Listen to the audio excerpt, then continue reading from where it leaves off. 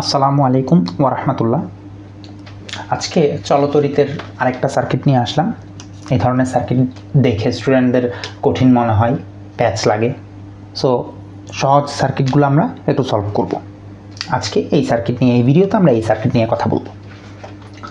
এখানে একটা ঘনক আকৃতির শেপের একটা বস্তুর মতো দেখাচ্ছে।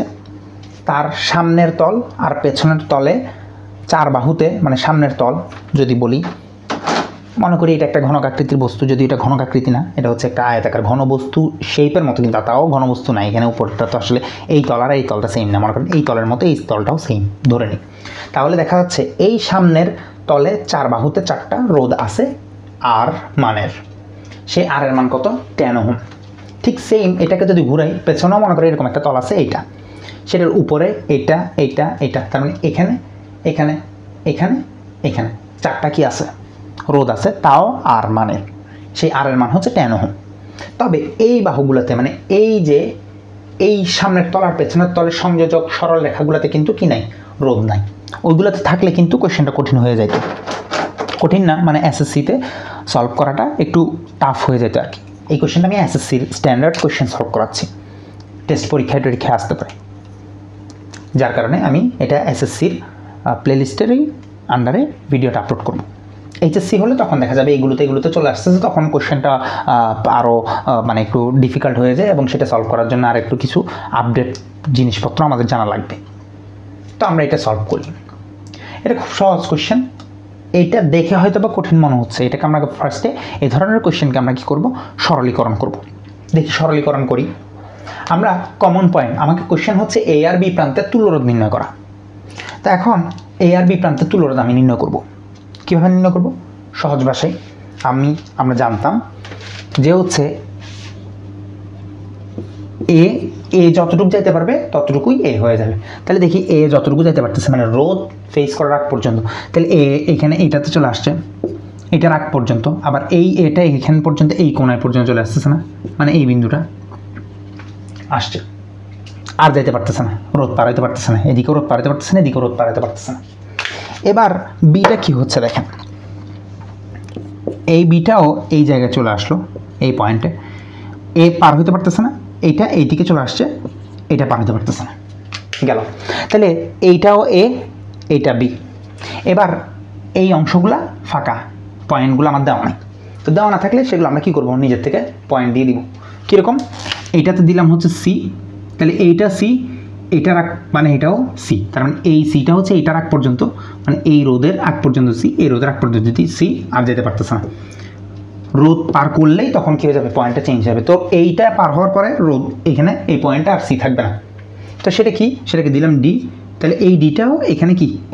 ডি, মানে এই পয়েন্ট ডি, এই পয়েন্ট সি, এই পয়েন্ট এ, এই পয়েন্ট এ, এই পয়েন্ট বি, এই পয়েন্ট বি।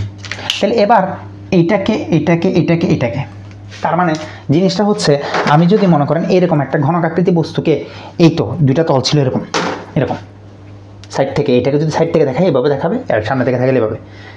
এবার যদি সামনের তলটাকে আমি চাপ দিয়ে পেছনেরটার সাথে লাগাই দিই, মানে এই সামনেরটাকে পেছনের সাথে যদি লাগাই দিই, তাহলে চিত্রটা দেখতে কেমন হবে সেটা দেখাচ্ছি। তখন কেমন হবে? তখন চিত্রটা দেখতে হবে কি, পেছনেরটাকে আগে আঁকি। পেছনের চার বাহুতে চারটা আছে, সেগুলো কি? একটা এ, বি, সি, ডি। তাহলে এটাকে দিলাম এ, বিটাকে দিলাম বি, এটাকে দিলাম এটাকে দিলাম ডি, মানে পেছনটাকে, আর এটাকে দিলাম সি। এগুলো সবাই আর মান।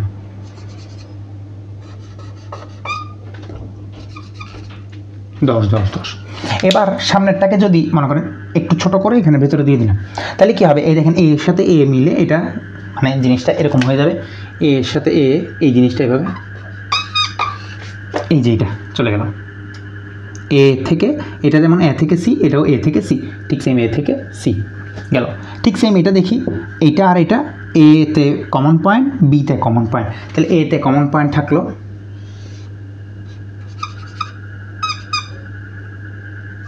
বিতে কমন পয়েন্ট, এই দুইটা।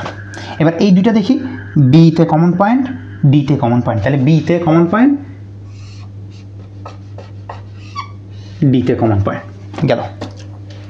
এই দুইটা গেল, এই দুইটা গেল, এই দুইটা গেল। এবার এই দুইটা দেখি, সি আর ডি, ঠিক সেম এটাও সি আর ডি, তাহলে সি আর ডিতে তো আঁকা হয়েছে। আর একটা হচ্ছে কি, এবার দেখেন কত সহজ কোশ্চেনটা, দেখতে লাগে কঠিন কিন্তু কোশ্চেনটা কিন্তু সহজ। এবার প্রত্যেকের কত, প্রত্যেক হচ্ছে 10 করে, তাহলে এটাও 10, এটাও 10, এটাও 10, এটাও 10, এটাও 10, এটাও 10, এটাও 10, এটাও 10।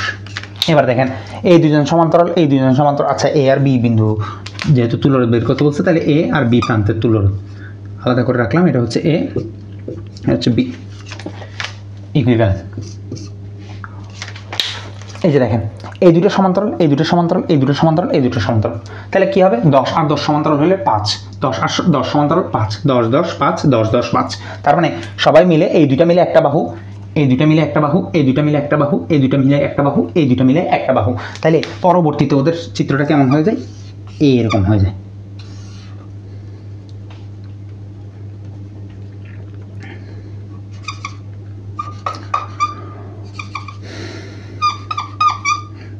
এ বি, তাহলে এটাও 5 5 5 5, এ বি, এটা হয়ে যাবে হচ্ছে সি, এটা ডি।